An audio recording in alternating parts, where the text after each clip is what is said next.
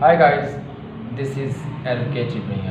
Today I am going to discuss Saudi Arabia और Yemen के अंदर जो हौदी बागी हैं उनके दरमियान जो पिछले 6 साल से एक तवील जंग चलती आ रही है उसके अंदर जो एक लेटेस्ट डेवलपमेंट हुई है उसको आज हम डिटेल से डिस्कस करेंगे।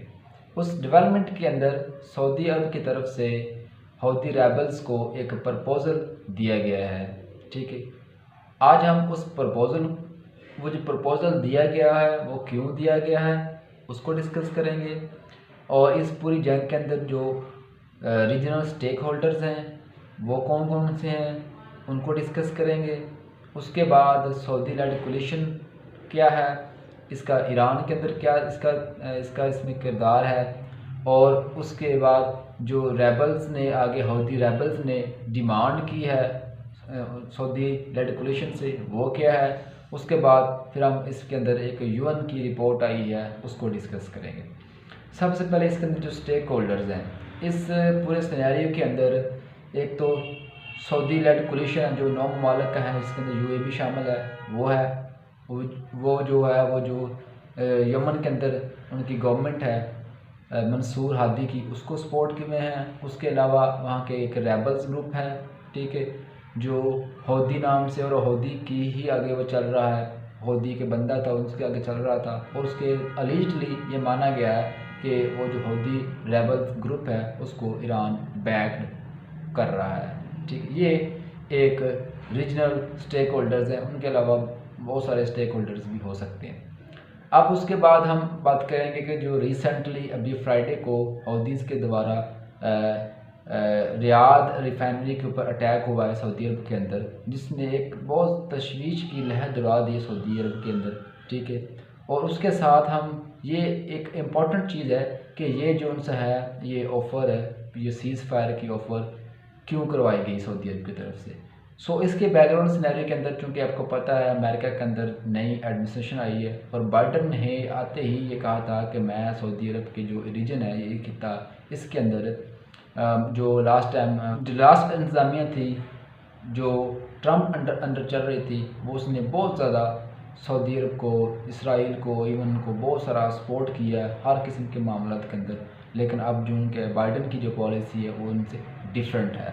वो चाहते हैं कि हम बैलेंस की तरफ आ जाएं कि जनाब बहुत हो गया, बहुत तबाही हो गई, अब हम सीज़ फायर के जाते हैं, नेगोशिएशन की तरफ जाते हैं, टेबल टॉक्स की तरफ जाते हैं, और इन तमाम मामलों को हम पॉलिटिकली नेगोशिएट करके हल करने की कोशिश करें और हम अमन से रहने की कोशिश करेंगे। ठीक है, इसके लिए एक वाज़िया बाइडन ने भी डिक्लेयर ऐलान कर दिया था कि अब वो सऊदी अरब की यमन के अंदर लड़ने में सऊदी अरब की मदद करेगा तो सिर्फ टेबल टॉक के लिए करेगा, पॉलिटिकल नेगोशिएशन के लिए करेगा। तो ये भी एक वजह हो सकती है क्योंकि, और दूसरी जो बार बार अटैक्स आ रहे हैं और सऊदी लेड जो उनकी कोलिशन है वो स्ट्रगल में रही है शुरू से अब तक, बजाय कि वो, क्योंकि वो 2015 के अंदर जब वो इस मैदान में कूदे थे तो वो यमनी जो उनसी है गवर्नमेंट उनकी सपोर्ट के लिए गए थे। तो ये एक वजह ये हो सकती है। अब आगे देखें कि आगे से जो रेबल्स हैं वहाँ पे हौदी उन्होंने क्या डिमांड की है। जनाब उन्होंने ये डिमांड किया कि पहले आप हमारा जो सा हमारी जो एयर ब्लॉकेज किया हुआ है आपने, हमारा जो पानी ब्लॉकेज किया नेवी जो आपने लगाई हुई है उसको उठाएं उसको लिफ्ट करें, तो फिर हम आपसे बैठ के बात करने का सोचेंगे। ठीक है, चूँकि वो इसलिए उनका हाथ इसलिए ऊपर है कि बहुत सारे यमन के अंदर जो इलाके हैं वो हौदी रेबल्स के अंडर कंट्रोल हैं।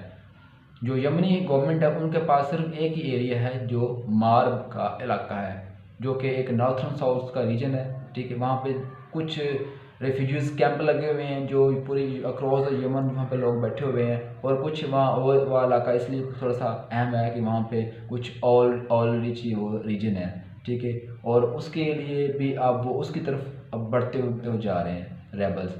और उसके ऊपर एक जो उसके बाद जो उनसे हमारी यूएन की रिपोर्ट आई है, यूएन की रिपोर्ट के अंदर एक रिसेंट यूएन की रिपोर्ट आई, उसके अंदर ये बताया गया है कि यमन के अंदर ऑलरेडी ही बहुत जो बहुत सारे तकरीबन 56,000 लोग वहाँ पे मारे गए हैं और बहुत से लोग जो सीवियर क्राइसिस का, जिसमें अंदर ह्यूमैनिटेरियन क्राइसिस है, उसके अंदर इन्वॉल्व है। और अगर ये मज़ीद सूरत हाल जो कि अगर वो नॉर्थन रीजन जो उनसा है मार्ब का उस तरफ अगर रेबल्स जाते हैं तो मसाइल इससे ज़्यादा से नहीं हो सके। और इस इक़दाम के ऊपर भी UN ने वार्न भी किया है हौदी रेबल्स को कि आप उस वक्त उस तरफ मूव ना करें। वहाँ पे कुछ चूँकि रिफ्यूजीज़ कैंप लगे हुए हैं और वहाँ पे ह्यूमैनिटेरियन इशूज़ के मसाइल ज़्यादा हो सकते हैं। सो जनाब, ये थी एक लेटेस्ट डेवलपमेंट जो कि सऊदी लैंड कोलिशन और यमनी जो हौदी रेबल्स हैं जो कि लेड ईरान और इजली कहा जाता है, उनके दरमियान ये जो हल्की सी सीज़ फायर की कोशिश हुई। और ये सीज़ फायर जो ऑफ़र करवाई एक गुड इनिशिएटिव है सऊदी अरब की तरफ से, उन्होंने ये ऑफ़र करवाई। आप देखते हैं कि वो किस तरह इनको तस्लीम करते हैं हौदी रेबल्स। और ये ऑफ़र उन्होंने ये इस तरह अंदाज में भी करवाई कि आप चूँकि आप जनाब UN के अंडर रहते हुए सीज़ फायर को फॉलो करें।